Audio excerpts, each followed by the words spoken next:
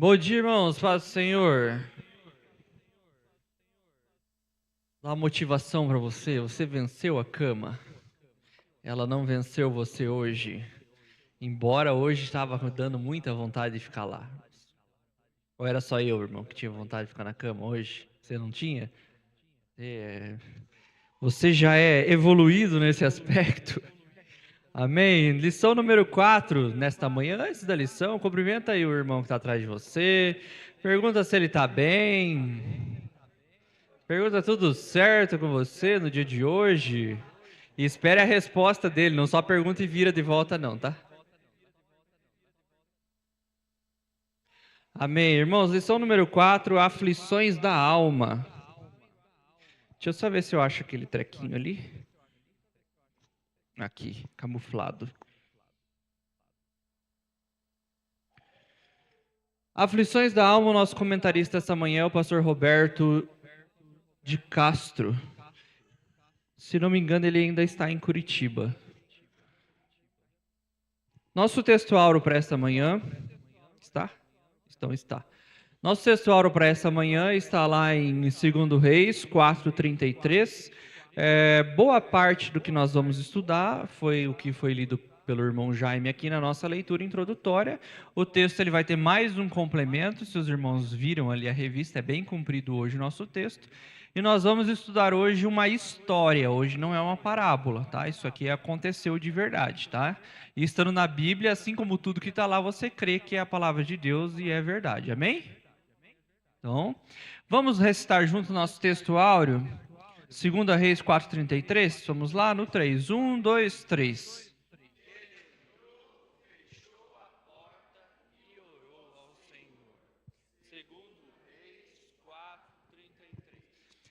Já para nós corrigirmos aqui, irmão, você sempre está se atualizando nas informações. Reis é livro, então é segundo, tá? Não é segunda. A gente fala segunda quando é lá nas cartas, lá no Novo Testamento é segunda, mas livros a gente fala segundo quando tem mais de um. Tudo bem? Então, segundo Reis 4:33. Amém? Objetivos da lição de hoje. Nós temos como os objetivos principais estudar a história da Sunamita com N, lembrando que essa mulher não é a Sulamita com L que está lá em Cantares. Uma coisa não tem nada a ver com a outra, tá? Às vezes, como os nomes podem se parecer, às vezes pode confundir. Não, lá em Cantares, a noiva de Salomão era uma mulher que não tem nada a ver com essa mulher daqui. E Sunamita não é nome, tá? Sunamita não é o nome dela, ela não chamava Sunamita. Sunamita porque ela é da cidade de Sunem, então quem era de Sunem era Sunamita. Tudo bem? Então vamos estudar a história da Sunamita, que passou por 2 períodos de angústia.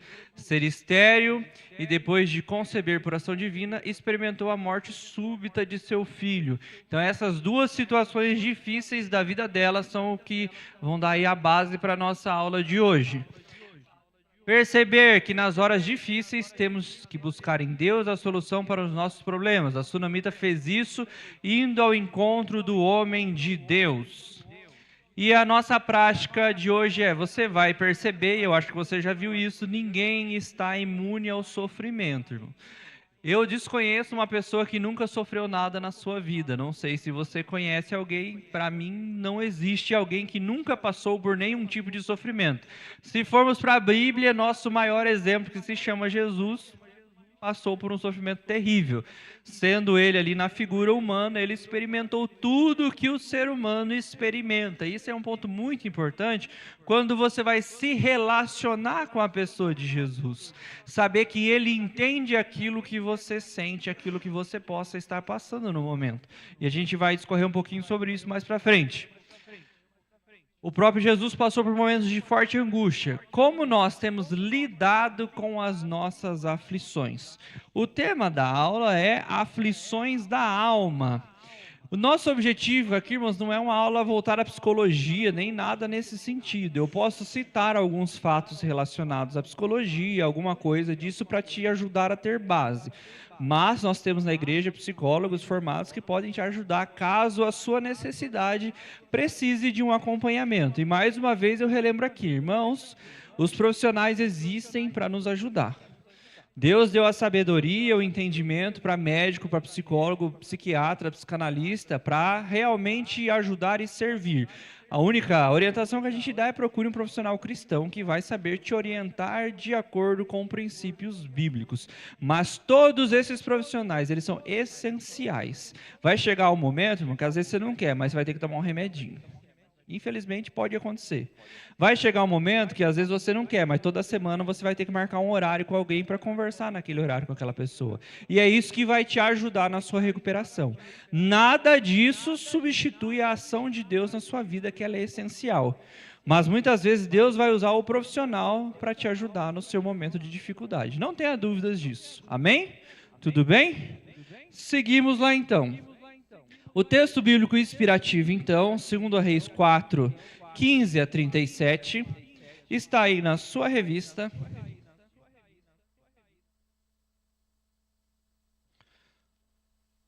O nosso comentarista ele colocou direto a parte principal da história, a introdução ele não colocou.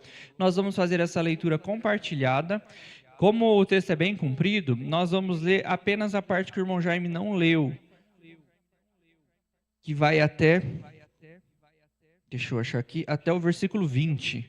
Então, nós vamos ler do 15 ao 20. Vamos fazer compartilhado, como sempre fazemos. Uma irmã e um irmão vão estar lendo intercaladamente. Amém? Podemos começar com uma irmã.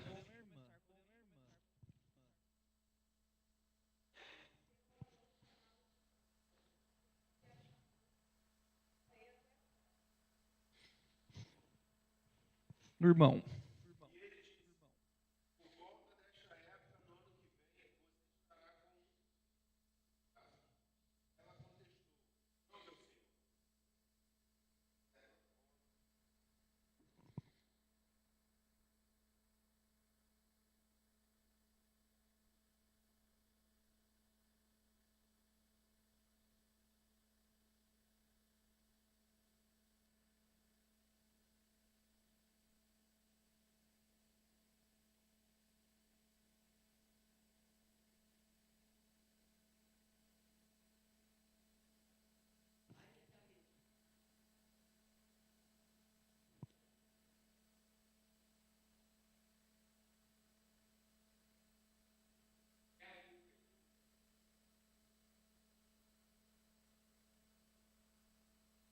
Amém. Curva sua cabeça um pouquinho, feche seus olhos, nós vamos orar nesta hora.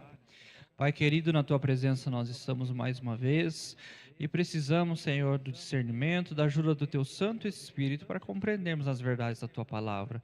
Que o Senhor possa nos ajudar, trazer clareza, esclarecimento à nossa mente, ao nosso coração, das verdades que o Senhor quer nos ensinar na manhã de hoje. Em nome de Jesus que eu oro.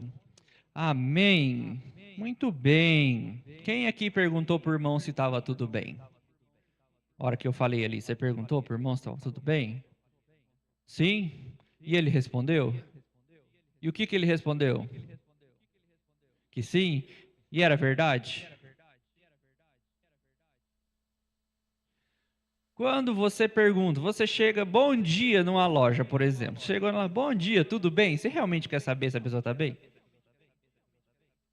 Não, a realidade é essa. Você pergunta porque é educadinho você perguntar.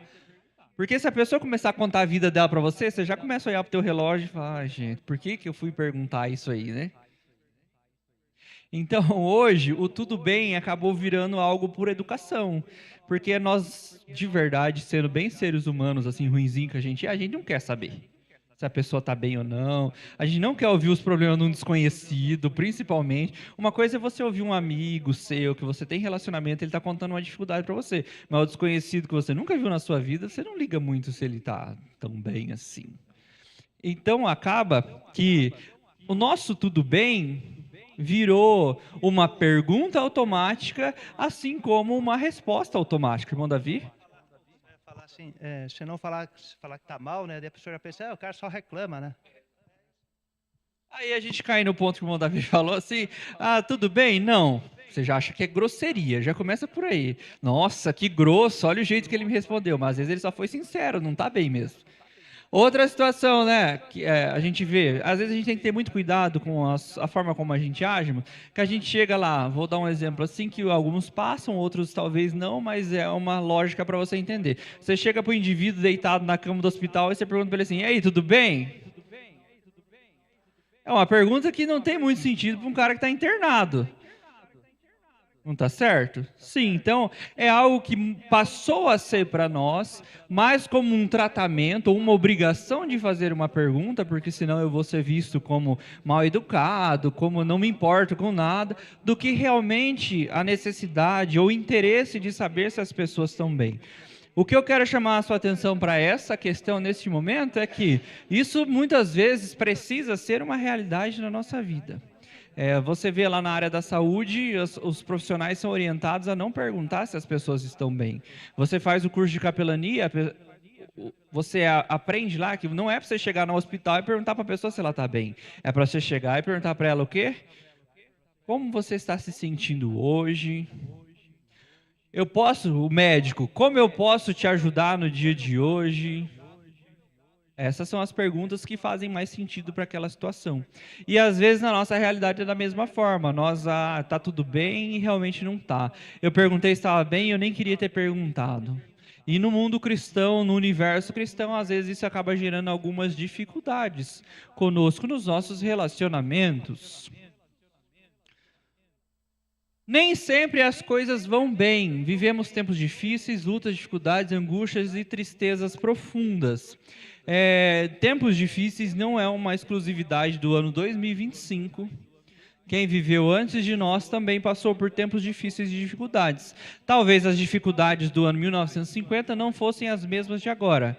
Talvez as doenças de 1950 não são as mesmas de agora, porque hoje houve muito avanço em muita coisa, mas não significa que um sofreu muito mais e outro sofreu muito menos. Vocês ouviram o pastor Eliezer comentar aqui em algum culto recente, que é uma coisa que é muito comum, que a gente não consegue, e isso deve gerar sensibilidade no nosso coração, mensurar a dor da outra pessoa. Eu posso achar, e eu sofro muito com isso, tá? Eu confesso que vou abrir meu coração para os irmãos nesse momento. Eu acho que muita coisa é frescura. E eu trabalho isso na minha vida. Eu olho para umas coisas assim, oh Deus, tem misericórdia de mim, porque eu acho que é frescura. Mas a gente aprende que a gente não pode medir a dor da outra pessoa. Eu não sei, eu tô com uma dor de cabeça imensa. Aí você, dor de cabeça imensa, eu já tive umas enxaquecas, aí você doeu mais, né?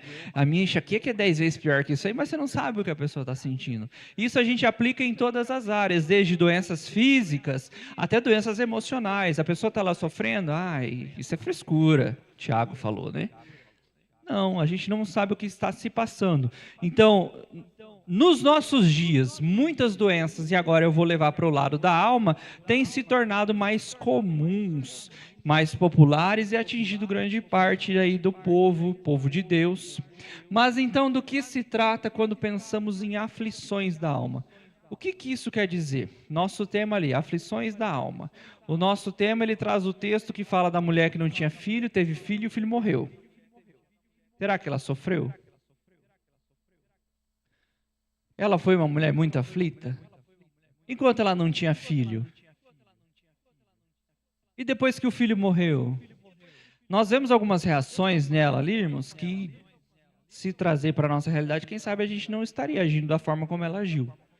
E, ao meu ver, do meu ponto de vista, ela foi muito sensata, até em muitos aspectos dentro daquilo que ela fez. Conceito de alma, isso é muito superficial, tá? Como eu disse, não é aula de psicologia. Varia entre diferentes campos. Na filosofia é vista como um princípio de vida, de consciência que anima o corpo. Então, a sua alma, em algumas linhas de pensamento, é o que dá ânimo ao seu corpo. Existe algo que é o seu subconsciente, o seu consciente. Isso fica dentro da sua cabeça? Tem-se que sim, tá? Então, na filosofia é vendo dessa forma, enquanto na religião é entendida como parte imaterial e imortal do ser. O sentido da palavra alma vem do latim, aquilo que anima, distingue um ser vivo de um inanimado. Por exemplo, o Amarildo é um ser vivo, ele tem uma alma, o banco não tem uma alma. É matéria apenas, mas é inanimada, não tem alma aqui. Seu cachorro tem uma alma? Não sei. Acho que não. Não vou dizer para você que seu cachorro...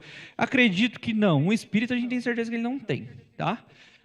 Nós, como cristãos, entendemos ali que o corpo ele é constituído de 3 partes. Nosso ser é constituído de 3 partes. Separamos em corpo, alma e espírito. Isso chama lá a linha que acredita na tricotomia. Tem os dicotomistas que acreditam que a alma e o espírito é a mesma coisa. Mas nós, superficialmente, o Vinícius está discordando. Pode falar. Isso. Isso. Então eu expressei errado. É o mesmo ser. Não a mesma coisa, eles separam sim. Muito obrigado pela contribuição. Nós cremos que são 3 coisas distintas. Corpo, alma e espírito, cada um serão uma parte diferente. O seu corpo é essa sua matéria física aqui, isso que você aperta aí, seu corpo. A alma seria sua mente, seu intelecto, suas emoções, seus sentimentos. E o espírito é aquilo que está ligando você a Deus. Tá? Essa é a visão que existe. Doenças da alma, sofrimento da alma, angústia da alma, então está relacionado mais à sua parte emocional, a sua parte de sensações, a sua parte intelectual, a sua parte de desenvolvimento de tudo aquilo que você toma de decisões. Então aí estão a parte dos sofrimentos da sua alma. Mas então, do que se trata quando pensamos em aflições da alma? A Bíblia ela traz para nós alguns exemplos, algumas situações de que pessoas citaram desta forma, que estavam sofrendo angústia e passando por dificuldades na sua alma. E eu quero convidar você a abrir lá o Salmo 42:11. Esses 3 textos nós vamos ler.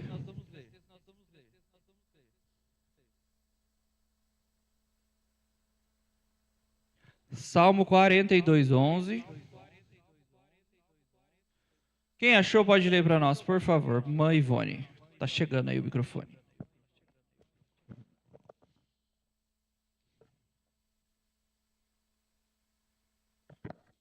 Por que está abatida, ó minha alma, e por que te perturbas dentro de mim? Espera em Deus, pois ainda o louvarei. Ele é a salvação da minha face e o meu Deus. Então nós vemos o caso do salmista falando consigo mesmo e ele entende a distinção do seu intelecto daquilo que é o seu corpo. Ele fala, mas por que minha alma? Por que eu mesmo? Por que eu estou abatido? Você sabe que é esperar em Deus que vem a resposta para tudo aquilo que você precisa. Vá lá agora para João 11:32.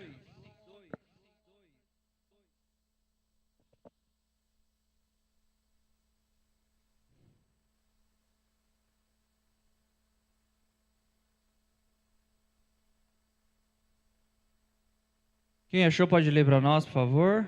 32 até o 35. Vê-lo, lançou-lhe aos pés, dizendo, Senhor, se estiveras aqui, meu irmão não teria morrido. Jesus, vendo-a chorar, e bem assim os judeus que a acompanhavam, agitou-se no espírito e comoveu-se.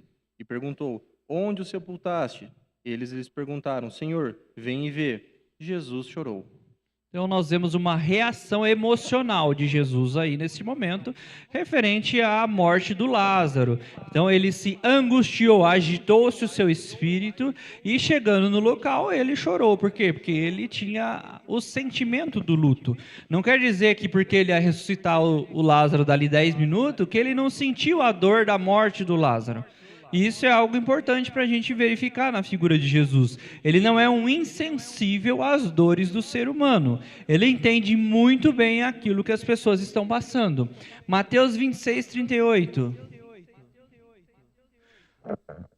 Pode ir lá, irmã Ivone, de novo.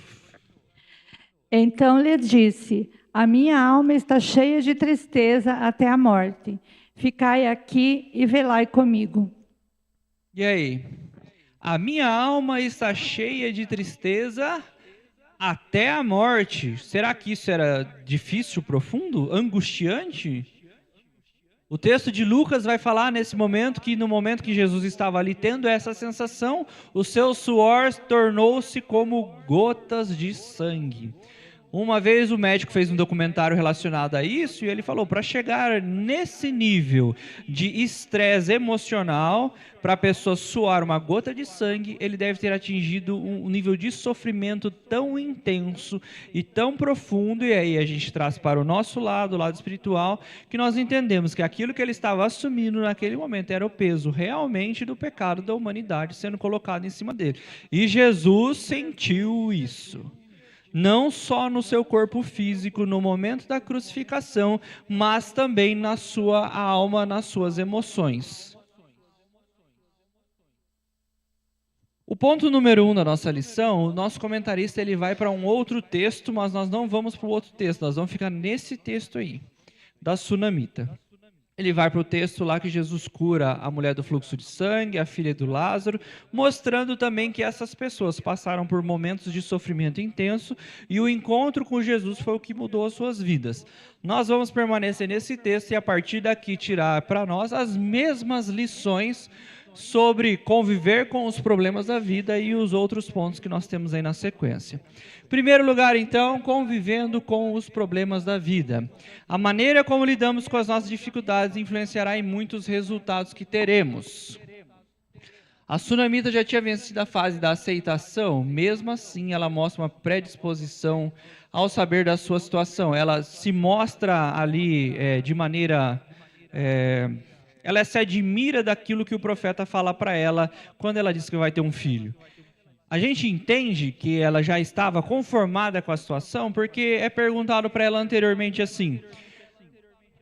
Vamos voltar um pouquinho mais na história. Eliseu está lá passando, ele ganha o quarto, ele tem o hábito de passar por lá e sempre ficar na casa. Em determinado momento ele pergunta para o servo se faltava alguma coisa para ela. E o servo pergunta para ela, e ela diz que não, comigo está tudo bem. Minha família cuida muito bem de mim. Isso está lá no texto bíblico. Então o profeta olha e o servo diz, ela não tem filho. Ah, ela não tem filho. Mas se ela está vivendo a sua situação rica, tranquila, temos aí um pré-entendimento que ela já estava conformada com a situação de não ter filho. Seu marido já era idoso, ela fala isso. O servo fala isso lá no texto. O marido já era idoso, a situação dela já era aceita como normal, que ela não teria um filho. Para o período da época, irmãos, não ter filho era algo muito triste. Era algo que gerava ser mal visto pela sociedade. Ah, se não tem um filho é porque pecou, é porque Deus não quis. Era alguma coisa nesse sentido. Hoje você pergunta para alguém, não tem filho? Ah, normal, tudo bem. As pessoas decidem não ter filhos muitas vezes.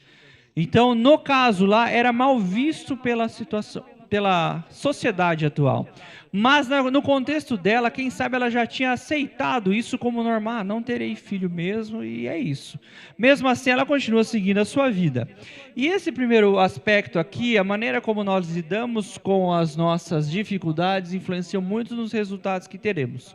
Quando minha avó faleceu em 2005, se não me engano, nós fomos para o velório dela, lá em Londrina, e chegamos lá, tal, aí no horário de almoço, nós fomos para a casa do meu avô, ele estava extremamente triste, meu avô era muito ligado com a minha avó, e ele soltou a frase assim na hora do almoço, filho, não tem mais por que ficar aqui não. Ele já assumiu que um dos motivos da vida dele era a minha avó e já estava totalmente triste que não fazia mais sentido para ele viver. Às vezes a gente tem a ideia de que isso é só um momento de dor, de tristeza, que a pessoa expressou isso, mas no caso dele não foi assim não. Meu avô era um homem que nunca teve um problema de saúde na vida, até acho que bem avançada idade ele nunca tomava remédio de nada, diabetes, de pressão, a única reclamação que ele tinha é que no período dele os dentistas não tinham tanto conhecimento como tem nos dias atuais e arrancaram um dente dele sem necessidade. Era a única queixa que ele tinha da saúde dele. Tirando isso, e ele expressou essa dor do momento, só que nós vimos e acompanhamos ao longo do tempo que ele realmente desistiu, que ele, não tem mais porquê. Então, ele enfrentou a situação de uma maneira diferente. Ele, não tem mais porquê ficar aqui, contando a história do seu pai. Não tem mais porquê ficar aqui. Então, aos poucos, nós vimos ele ficar doente, Foi morar com um tio em Portugal, não deu muito certo, porque daí ele já havia morado lá com a minha avó, ele ficava, ela gostava de ir ali, ela gostava de fazer tal coisa, era aqui que ela trabalhou, era aqui, então tudo ele relacionava com a minha avó. Então voltou embora, e aí ficou bem doente, veio para Cascavel, porque já estava com um câncer. Então, os últimos dias dele, ele passou aqui. Mas ele é um exemplo que nós podemos ver claramente que a reação dele no momento do luto e da dificuldade abalou de uma maneira tão forte que ele decidiu que já tinha dado para ele também. Nisso, seu corpo se debilitou de uma maneira que ele nunca tinha tido nenhum problema de saúde.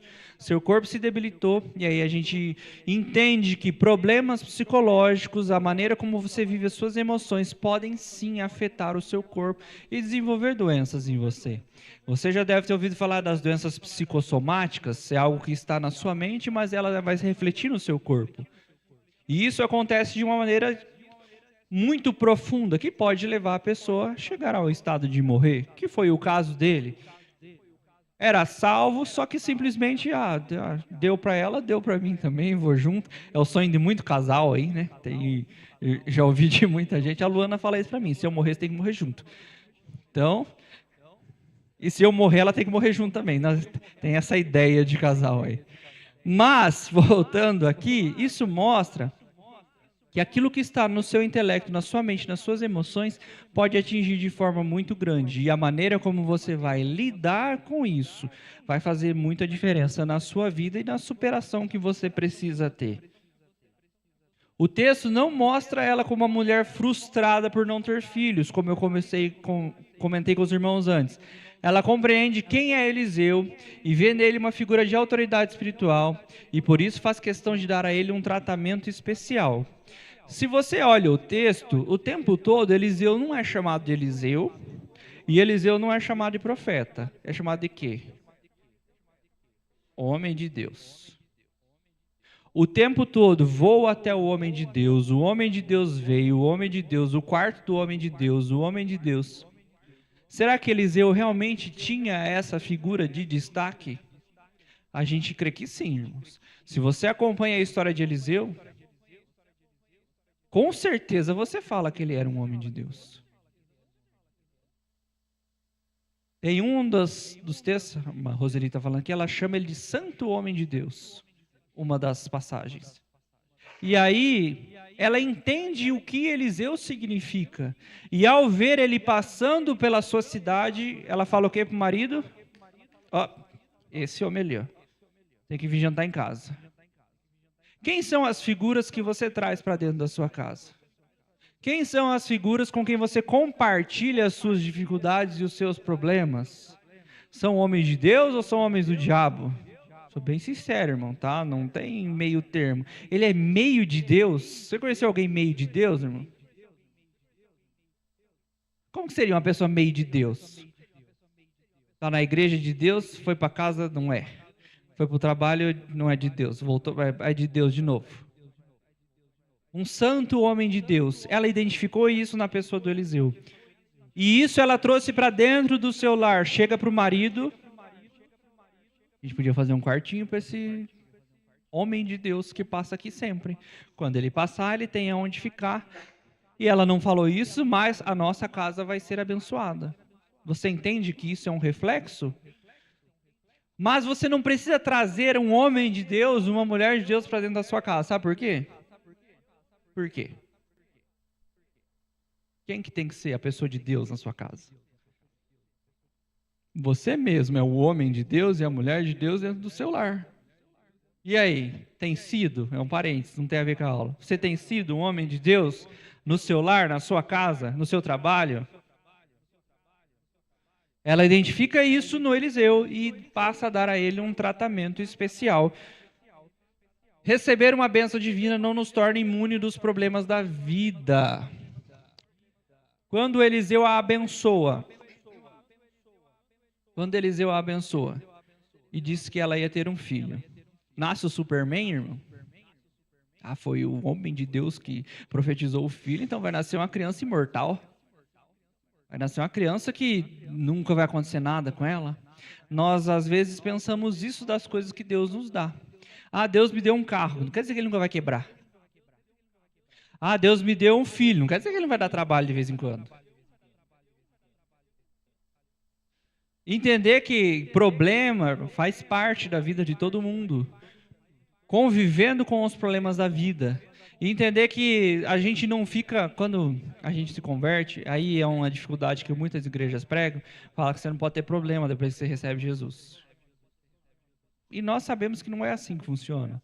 Ah, porque você recebeu a Deus, você tem que ver que se você ficou doente é porque você é um pecador. Tem que achar seu pecado aí. Não, irmão, às vezes é só sair no vento ali. Você é um pecador porque, olha só, você ganhou a conta no seu trabalho, foi demitido. Ah, alguma coisa de errado você está fazendo. Às vezes seu patrão só está numa crise financeira e te mandou embora.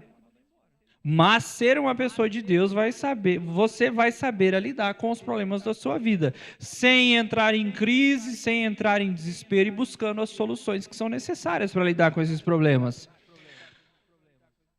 A reação humana da mulher, ela foi muito lógica, mais consciente. A reação dela, a hora que ela deixa para reagir mesmo, só lá na frente do profeta. Ela procura agir com sabedoria diante do problema da sua vida, e esse ponto eu vou repetir depois lá na frente. Por que agir com sabedoria? No momento que o seu filho morre, o que ela faz?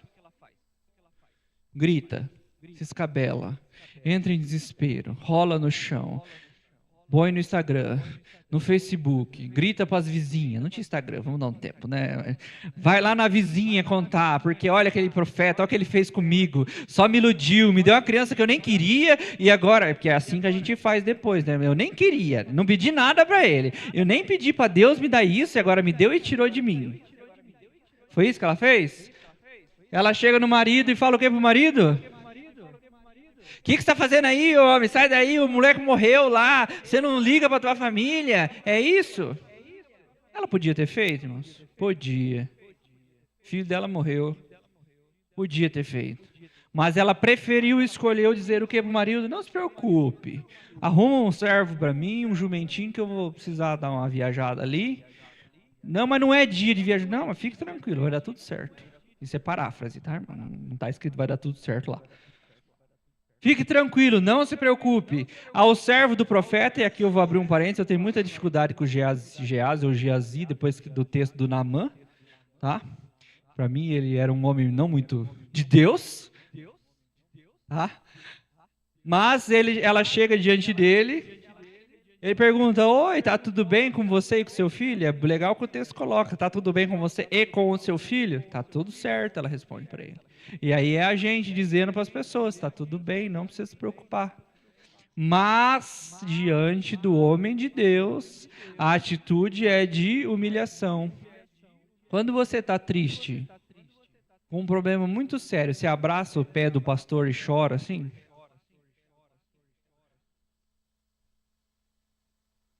Não? Talvez é isso aí que falta, irmão. Atitude de humilhação. É só para você pensar, não é para você sair abraçando as pernas do pastor pela rua. Somente depois ela expôs a sua aflição. E o profeta ele fala assim, Deus não me revelou ainda o que ela está sentindo. Mas ela está bem angustiada. E aí ela fala, e ela vai expor a sua situação para quem pode realmente ter uma resposta, quem vai ajudá-la. Irmãos, no Antigo Testamento as pessoas não se relacionavam diretamente com Deus. Você não vê o texto das pessoas naturalmente se ajoelhando e orando e Deus respondendo. Os intermediários eram os profetas. Então as pessoas que precisavam de algo da parte de Deus, era natural que elas se dirigissem ao profeta. Nós vemos algumas pessoas que não eram consideradas profetas e tinham um relacionamento com Deus também. Sim, existem. Abraão é um caso. Mas Deus estava formando uma nação com Abraão. A partir do momento que Deus instituiu os seus profetas, eles eram a voz de Deus. E ela sabia então onde ela tinha que ir para buscar a resposta para aquilo que ela estava passando. Mais uma vez, a resposta não é no Instagram. Alguma vez, alguém já contou o problema no Instagram aqui? Tudo bem se contou. Hoje que você está aprendendo que não pode, né? Digamos assim. Mas o mais interessante disso, beleza, você contou lá seu problema no Instagram e no Facebook. Alguém te ajudou a resolver, irmão? Olha alguém que expõe seu problema na rede social e lê os comentários. A pessoa te ajuda a ir mais pro buraco ainda. O primeiro escreve lá assim, pois é, eu avisei, né? O outro escreve assim, ia dar nisso mesmo. É porque o mundo está perdido. Isso ajuda no quê na sua vida? Procure o local certo para você contar sim, porque a gente deve contar sim aquilo que é o nosso problema, a nossa dificuldade, porque a Bíblia fala que é compartilhando com pessoas de Deus que você vai conseguir ser sarado. E aí volta o que eu falei lá no começo. Vai ter momento que você vai ter que agendar toda semana assim para conversar. Espero que não aconteça com você. Para conversar com alguém todo dia no mesmo horário certinho. E essa pessoa vai ser o canal de Deus para sua vida, para te ajudar na sua recuperação. Seguindo, como você tem buscado auxílio para resolver os problemas da sua vida? Tem sido no lugar certo? E aí? Conta para quem as dificuldades?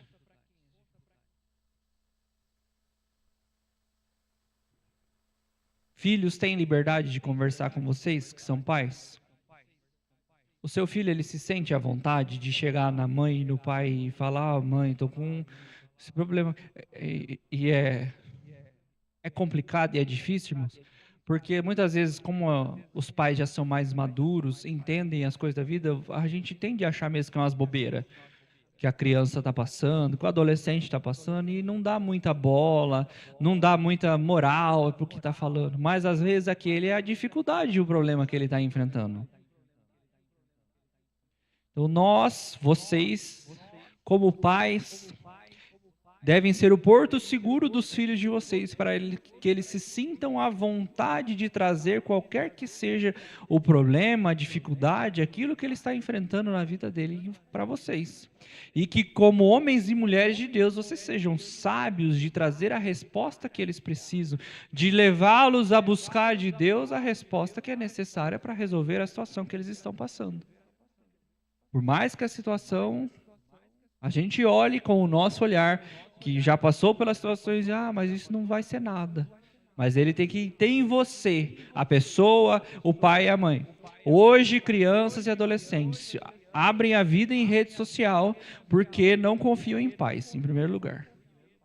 Depois, porque acham que os pais vão julgar o que eles estão fazendo. E às vezes a gente julga mesmo.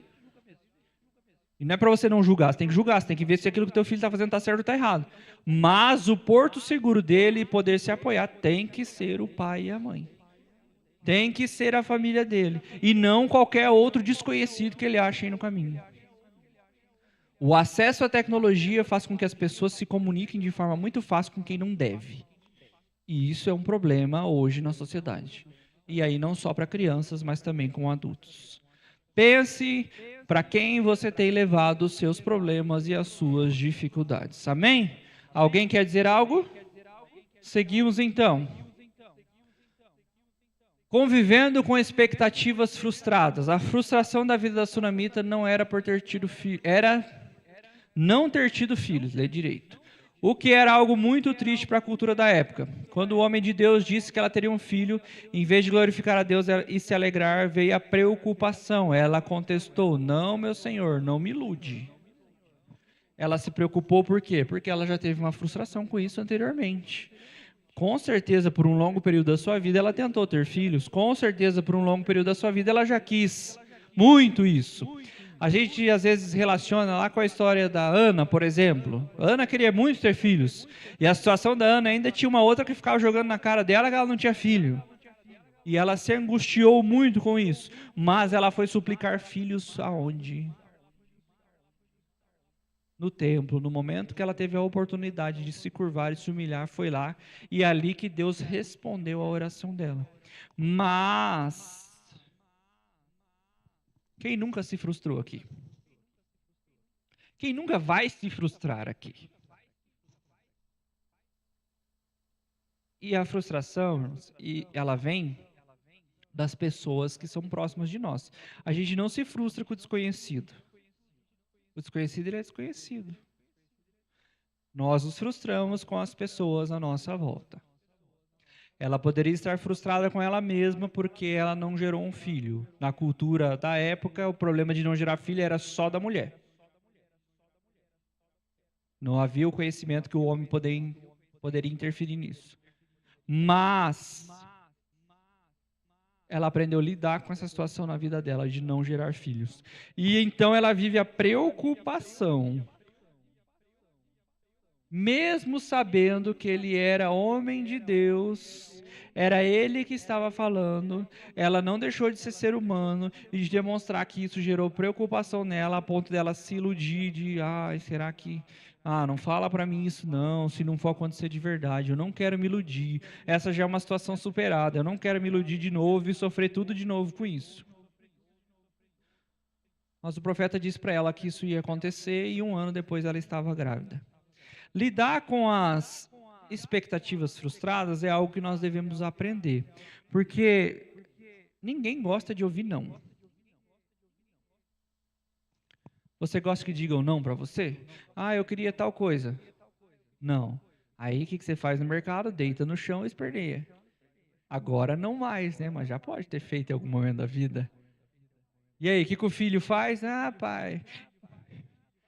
A Sara fala na casa dos meus pais de vez em quando. Meu pai fala, não, Sara, isso não dá agora. Você não me ama mais. Já começa por aí. A frustração dela é expressar que o amor está relacionado a algo que ela possa ganhar. Está aprendendo ainda é criança. Mas nós devemos aprender a lidar com as dificuldades e os momentos que nós receberemos não do trabalho. Já pediu aumento e falaram não para você? Que o patrão não tinha dinheiro para te dar aumento? Já foi pedir um emprego e falaram não para você? Que mais? Frustrações vão acontecer ao longo da nossa vida, o tempo todo, mas nós devemos saber reagir a coisas que possam nos trazer dor e sofrimento. Deixamos de viver experiências novas com Deus por achar que elas podem ser mais uma oportunidade de sofrer. Muitas pessoas, muitas vezes, não querem buscar mais a Deus porque tem medo de que Deus peça, por exemplo, a pessoa fazer algo que ela acha que é muito difícil. Fazer algo para servir mais. Um pastor contou uma vez a experiência dele de quando ele não foi batizado com o Espírito Santo. Ele achava legal que todo mundo era batizado no Espírito Santo e daí um dia num culto ele falou, eu vou ser batizado no Espírito Santo também. E começou a buscar de maneira séria, intensa e tal. Ele sentiu o momento que ele ia receber, ele falou, eu não quero mais. Ele falou, na hora parou, não senti mais nada. Deus, ele sempre vai respeitar a sua escolha, que se você não quiser ter um momento com ele, ou intimidade com ele, ele nunca vai forçar você a nada. E ele conta que no momento que ele falou isso, eu não quero mais, ele perdeu tudo aquilo que ele estava ganhando naquele momento, só que começou a sentir um vazio muito grande na sua vida, no seu coração, como um arrependimento. Ele falou assim, eu sabia que eu tinha vocação para ser pastor, mas eu sabia também que com isso vem muita responsabilidade. E ele se focou muito nos problemas que ele via acontecer nos pastores à sua volta, as dificuldades, que nem sempre, irmão, o pastor ele tem um salário adequado, nem sempre o pastor tem um carro para andar, nem sempre o pastor, a comida chegou na hora exata na casa dele. Então ele vendo essas dificuldades, ele falou, não, eu não quero isso não.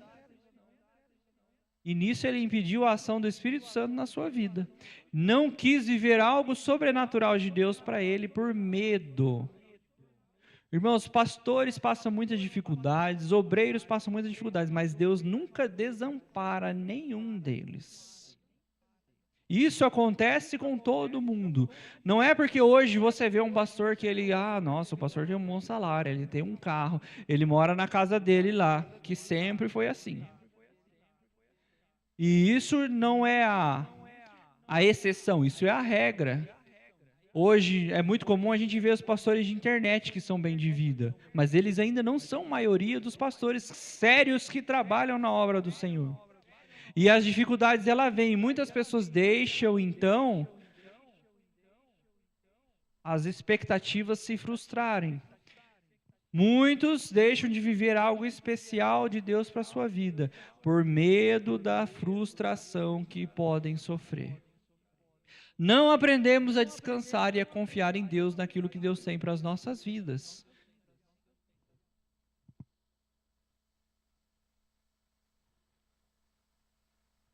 Hoje o Brasil tem um alto índice de problemas de saúde mental, especialmente ansiedade e depressão. Uma pesquisa de 2024 da Ipsos, isso aqui é uma empresa que faz pesquisas para revistas médicas, entre outros órgãos, indicou que 45% dos entrevistados sofrem de ansiedade e 19% de depressão, sendo as mulheres mais afetadas em ambos os casos. Então você tem lá, de cada 100 pessoas, 45 tem problema de ansiedade.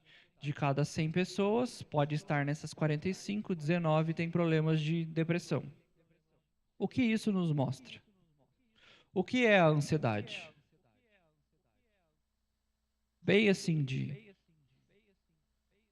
excesso de futuro? Medo do futuro? Medo de se frustrar? Medo de não assumir o controle? Quem já assistiu o filme Divertidamente 2, que tem o bichinho de ansiedade? Mano, que bichinho chato aquele filme, hein? E você olha assim, a gente se irrita com aquilo acontecendo no filme. Mas quando você para pensar, é daquele jeito que você faz. Exatamente daquele jeito. Aí não dorme.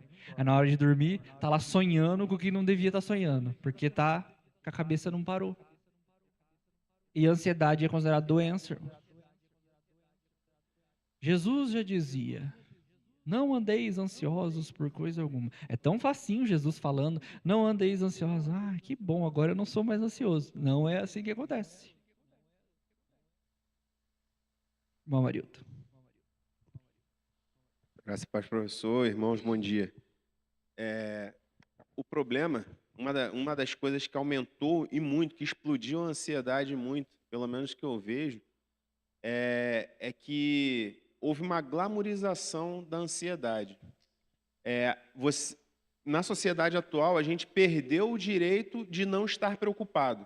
Não estar preocupado, muitas vezes, sinaliza para outras pessoas que você não é uma pessoa dedicada ou preocupada com o futuro, ou até mesmo, desculpa a expressão, você é relaxado, né? Não, fulano não tá, você não está preocupado com tal coisa? Não. Aí a pessoa já te olha meio assim, se é no trabalho, se você não... Não estou dizendo que você tem que ser relapso ou você tem que ser descansado demais, né? Mas não estar na correria, não ceder à correria dos nossos tempos, para muita gente indica que você é uma pessoa desleixada e irresponsável. Estou querendo aqui achar uma palavra para não usar um termo chulo, né? Mas os irmãos já sabem qual é a palavra que eu quero dizer. Então, é um cara malandro, é um irresponsável e tal. E com isso, muita gente começou a abraçar essa cultura da pós-modernidade, da correria, de fazer um montão de coisa ao mesmo tempo, não sei o quê, e isso está nos matando. Quando eu era mais novo, que eu via na televisão, sou de uma família bem humilde, então meu pai não tinha condições de, depois da escola, pagar um reforço escolar, pagar aula de piano, inglês, não sei o quê, tal, esporte, tal. Então, assim, a gente ia para a escola pública, estudava em casa e, quando tinha algum projeto social na comunidade, a gente conseguia fazer algum esporte. Senão, o esporte era futebol ali na rua e tal. E beleza. Na TV, a gente viu que o filho do rico, ele saía da escola, ele ia para o inglês, aí ele ia para o piano, ele ia para não sei o quê, e eu ficava em casa vendo isso. Eu falei, cara, eu não sei se eu quero essa vida aí não, essa loucura desse moleque não tem nem chance de ser uma pessoa normal, né? E aquilo não garante que ele vai ser uma pessoa bem-sucedida. Muitas vezes ele pode até ser uma pessoa que vá avançar em carreiras profissionais, mas como indivíduo, pode ser que ele não seja uma pessoa bem-sucedida. Eu não estou aqui dizendo que aquilo é o certo ou que aquilo é errado. Eu estou dizendo que aquilo, para mim, não cabe. Tá? Então, assim, às vezes se encher de coisa. E aí, quando chega adulto também. Se você só trabalha e depois você se dedica para a família, você também é uma pessoa que não está tão preocupada. O bacana hoje na sociedade é você ter 2 empregos, você ter não sei o quê, fazer trocentos cursos ao mesmo tempo e tal, e tal, e tal. E isso mata. Então, o segredo é dosar todas as coisas, né? Tudo tem um tempo. Isso que o Amarildo falou agora por último é bem importante. Nós ainda somos da geração que se mata de trabalhar. Sim? Sim. Aqui, acho que a maioria ainda é dessa geração, que o negócio, não, tem que trabalhar. Se eu quero alguma coisa, eu tenho que trabalhar. É trabalhando que resolve. Tem que trabalhar, não é? Não foi assim que você aprendeu? Sim. Só que tá vindo a geração nova aí, que eles estão indo pro outro extremo daí. É um problema que é grave também. Qual que é o extremo deles? Não, trabalhar não. Vou ficar na casa do pai e da mãe até os 38 anos. Uma pesquisa nova diz que a adolescência está terminando aos 26 anos, irmão. Por que a adolescência está terminando aos 26 anos? Porque hoje os adolescentes estão despreocupados com essa questão de correr atrás, que a gente tinha muito. Quando a gente era novo, a gente queria o quê? Ganhar dinheiro. Verdade? Sim, a gente queria ganhar dinheiro com 14 anos. Hoje, o adolescente com 14 anos, ele não tem essa ideia, essa preocupação. Só que também ele não se preocupa com muita mais coisa, não. É, isso. Ele quer os resultados, só que ele não quer fazer. Só que hoje, qual é a geração mais ansiosa? A de antes ou essa? Aí, a naturalidade hoje é normal. Eu não estou criticando se você precisa, não é esse o caso, tá? Só entendo o que eu quero dizer. Tá ansioso, precisa tomar um remédio, toma um remédio. O remédio deixa você ativo, disposto, você vai trabalhar e controla suas emoções. O remédio dá insônia. O que você faz? Toma outro remédio para dormir. Aí o remédio para dormir, ele te deixa com não sei o que lá. O que você faz? Daí você toma um outro remédio para equilibrar o remédio que equilibrou o remédio. E essa é a vida das pessoas hoje. Um equilíbrio de remédio para remédio. Para resolver o problema que Jesus falou, que eu sei que é extremamente difícil, mas para resolver o problema que Jesus falou que era para você resolver com ele. Consegue me entender? Eu vejo duas coisas, né, nessas duas gerações aí, vamos dizer assim, que as gerações que vieram até a década de 90 ansiosa e depressiva por excesso de trabalho. Tem muita coisa para fazer, muito compromisso, e às vezes não dá conta, e daí se frustra por causa dos resultados e vem a depressão. A ansiedade leva automaticamente à depressão se a gente não tomar cuidado. Fica ansioso pensando no que vai ter que fazer, a semana falta 2 dias para dar conta de tudo que tem que fazer. E a geração dos anos 2000 para cá, ela é ansiosa por falta do que fazer. Porque fica em casa, nas telas e só atacando a geladeira.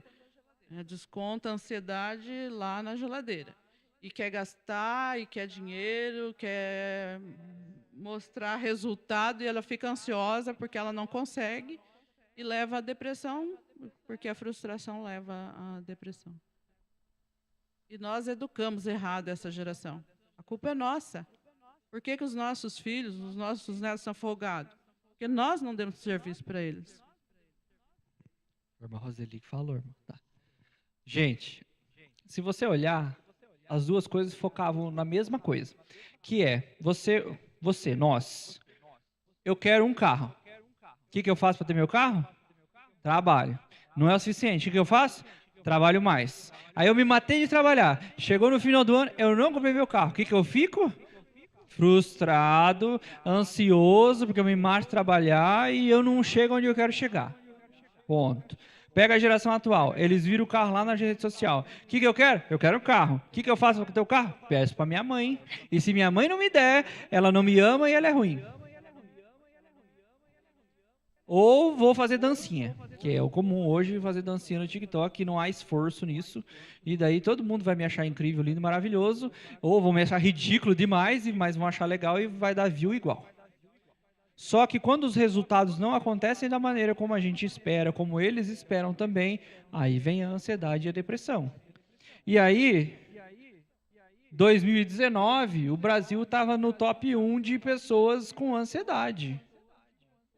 Transtornos mentais são uma questão de saúde pública e impactam na qualidade de vida e saúde de muitos brasileiros. E isso ocorre dentro da igreja, tá? Não é porque a gente é crente porque as coisas não acontecem aqui. Muitos hoje, deixa eu ver, eu tenho um círculo de amigos mais próximos. Eu falo que 70% toma remédio para ansiedade. Ou para ansiedade, ou para o TDAH, ou para o toque, ou para qualquer coisa. Qualquer coisa precisa hoje de acompanhamento médico. Por mais que isso está se tornando normal, não deveria ser. Esses dias a Renata comentou, hoje o normal é não, hoje a exceção é não ser ansioso, o normal todo mundo é. Infelizmente está sendo verdade. Irmã Sônia quer falar lá, por gentileza. Se você analisa a história que nós estamos estudando, o profeta falou 1 ano antes para ela, você vai ter um filho. E aí? Como é que será que a mulher ficou? Irmã Sônia. Graça e paz, irmãos. Eu quero falar da minha experiência. Mais de 10 anos atrás, eu fui descobrir como eu estava por causa do meu filho, que ele chegou em casa e falou assim, mãe, eu não suporto ver a mãe chegar aqui e ver a mãe sentada e dormindo. E eu fiquei bem chocada com aquilo, e eu eu falei, vou consultar um psiquiatra. E fui. E esse psiquiatra, doutor Lúcio, ele é um senhorzinho de idade, e ele pegou e falou assim para mim, Sônia, eu não consulto muitas pessoas por mês, eu consulto em torno de 50. Aí ele disse assim para mim, dessas 50, 5 realmente têm problemas sérios, têm problemas mentais. As outras são igual a você. Ele me disse isso, sabe? Então, eu entendi assim, que às vezes a gente fica frustrado com as coisas, quer resolver, fica naquela situação, não sabe resolver, e gera tudo isso daí, desencadeia tudo, ansiedade, frustração, tudo. E daí a pessoa vai no lugar e toma um remédio, como você disse, toma remédio para ansiedade, toma para isso. E tirando tudo isso, a ansiedade resume só numa coisa, a falta de fé.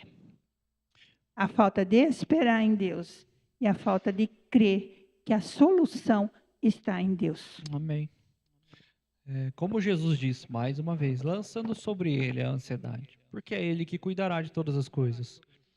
Mais um caso aqui, eu tinha colocado aqui, as pessoas não sabem ouvir não. Teve um menino que nós conhecemos, ele na cabeça dele, eu acho, ele teve um relacionamento que ele gostava de uma moça e não deu muito certo, a moça não queria um relacionamento com ele.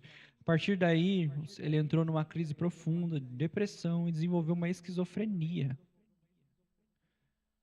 Pela dificuldade que ele teve de ouvir o não de uma pessoa.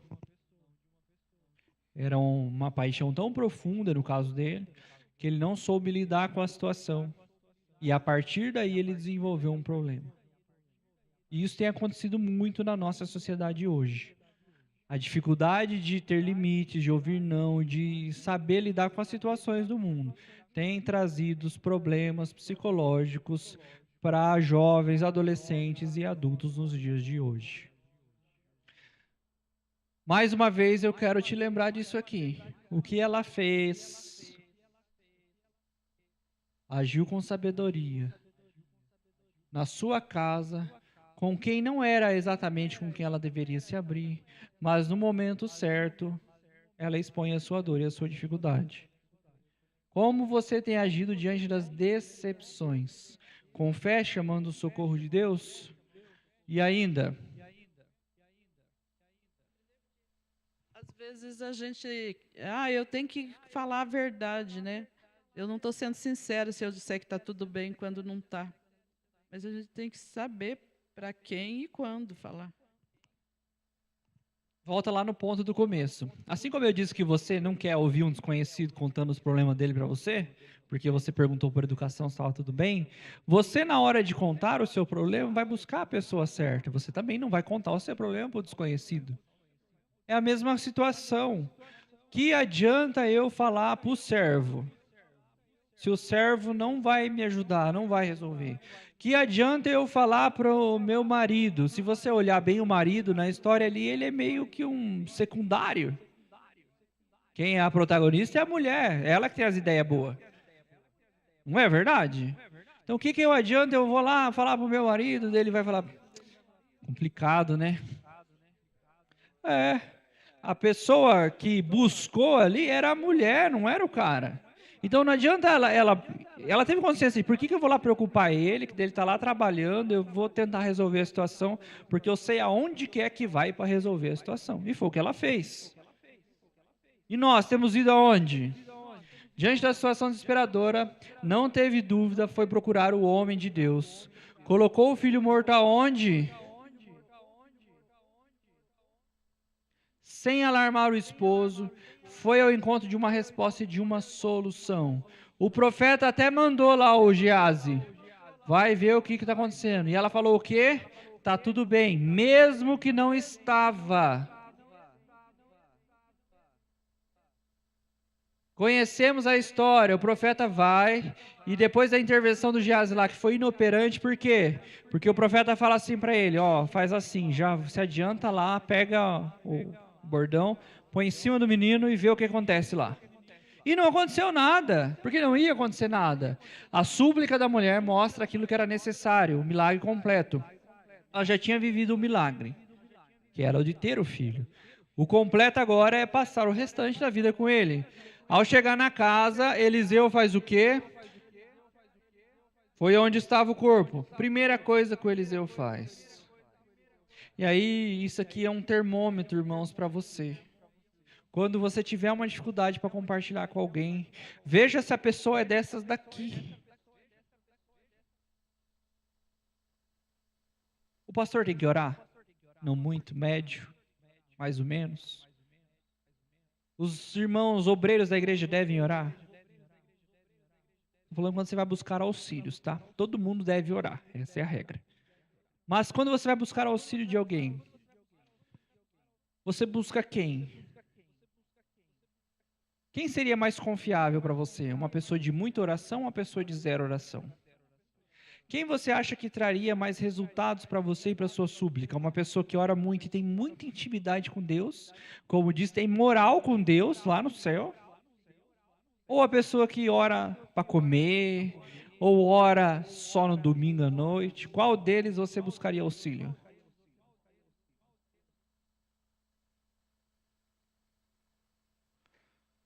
Debruçou sobre o menino e o garoto ressuscitou. Talvez o método do Eliseu ali você ache um pouco estranho. Quem não acharia? Não é? Mas os métodos de Deus, irmãos, não são convencionais. Diante de tudo isso que nós ouvimos aqui nesta manhã, sobre dor, sofrimento, as dificuldades que você tem passado, você já viveu, tem vivido, quer viver um milagre extraordinário de Deus para a sua vida? Quem viveu já um milagre e gostaria de compartilhar? Rapidinho, 1 minuto. Milagre. Se para você for um milagre, é o seu momento. Ninguém? Quem gostaria de viver um milagre de Deus para a sua vida? Sua irmã Lisa? Os outros não? Irmãos, todo mundo quer viver um milagre. Por mais que você não levante a mão, não fale, se falar se você quer, que parecer muito milagre, você quer. Mas para isso você precisa agir da maneira certa. Saber lidar com os seus problemas. Entender que tem hora que a frustração virá, mas entender que tem o lugar certo para você buscar, encontrar a resposta e viver o milagre de Deus para a sua vida. Amém? Alguém quer falar alguma coisa, alguma contribuição? Jesus Cristo nunca teve uma expectativa frustrada sobre a sua missão na terra. Ele sabia para que havia sido enviado. Nunca reclamou com o Pai, contudo viveu toda a angústia da morte na cruz do Calvário. Sentiu extrema tristeza quando orava no Getsemane, enfrentando todas as lutas e dores terríveis no momento, mas confiou no Pai. A oração de Jesus ela é muito clara para as nossas vidas. Jesus, ele ora assim: Deus, Pai, eu não quero. É isso que ele está falando lá. A minha vontade não é de morrer, não. Mas eu não vim aqui fazer a minha vontade. Eu vim aqui fazer a sua vontade. E Deus olhou para Jesus e falou, ai, tá bom, filhinho, não precisa fazer. Foi isso que Deus fez com Jesus, irmão? Se fosse, nós não estávamos aqui. Na última hora, Deus olha e deu errado. Não. Tendo a mesma essência do Pai, Jesus viveu o que o ser humano viveria, de eu não quero morrer, mas eu vim aqui para fazer aquilo que é a vontade do Pai e morrer por toda essa gente que necessita. Maurildo. Então, professor, para finalizar aqui a participação, o que fica para a gente dessa lição é que a gente tem que entender e crer na palavra de Deus que o desejo de Deus não é que vivamos angustiados ou ansiosos, né? Às vezes a gente é levado a se acostumar, a achar que isso é normal. A gente até ouve a lição, assiste, participa, lê na palavra, Jesus mandando a gente não andar ansioso, a palavra de Deus em outro momento lançar sobre ele toda a nossa ansiedade, porque ele tem cuidado de vós, mas aquilo não entra no coração de muita gente e se torna uma verdade. A pessoa parece que lê aquilo e pensa assim, não, isso é para outra pessoa, não, isso aqui é só um modo de dizer da Bíblia, mas a realidade está dizendo o contrário. E a pessoa se acostuma a viver ou angustiado, ou triste, ou ansioso, ou depressivo, e aquilo é o padrão da vida dela. E a gente tem que entender que não, que Deus tem vida plena para a gente, apesar das lutas. Vai ter gente que vai passar uma vida de muita luta aqui nessa terra, mas apesar das lutas, dentro da luta, dentro da aflição, a gente ter sim uma vida estável, ter condições de ter uma mente em Cristo equilibrada e livre disso daí. E momentos, né, de altos e baixos normais na vida, porém que não é uma constante. A tristeza, a angústia, a depressão, a ansiedade ser uma constante na vida de alguém que já recebeu a Cristo no seu coração, na sua vida. Isso não é normal. É importante destacar isso. Uma coisa que eu me lembrei aqui agora, e diante disso que o Maurílio falou, não é natural as coisas serem, você viver só na coisa errada, só no ruim. Não, mas a resposta ela está em Deus. O interessante da vida ali da Sunamita foi que ela ganhou o filho de Deus ali, o profeta profetizou e ela recebeu. Quando morreu, ela não foi no pé do profeta e falou, não, eu determino que você me devolva meu filho. Você tem que fazer, você vê em algum momento, você tem que fazer. Deus tem que me dar. Porque eu nem queria, agora ele vai ter que me dar de volta. Aquele quarto lá já vou desmanchar, porque você nunca mais vai voltar na minha casa. Onde já se viu você fazer isso comigo? A atitude, irmãos, é o que conta. A maneira e onde ela foi é o que conta. E é assim que a resposta vem para as nossas vidas. Jesus disse, no mundo tereis aflições, mas fiquem felizes, porque eu venci o mundo. Creia nisso como uma verdade para a sua vida. Pode estar difícil, pode ser um momento ruim, mas tem de bom ânimo, porque eu venci o mundo. Só vai ser uma verdade para você se você crer. Amém? Curva a sua cabeça, feche seus olhos, vamos orar. Se você foi tocado por essa mensagem, não deixe de curtir esse vídeo. Inscreva-se no nosso canal no YouTube e assim você pode ter acesso a mais mensagens como essa para edificar a sua vida. E se você deseja fazer parte da nossa igreja e ter mais acesso às nossas informações e novidades, é só você baixar o nosso aplicativo no seu celular. Baixe gratuitamente. É só você abrir a loja virtual no seu celular e digitar IBI Cascavel. Ali você baixa o nosso aplicativo e tem mais acesso às nossas novidades e faz parte dessa família também. Deus te abençoe e um grande abraço.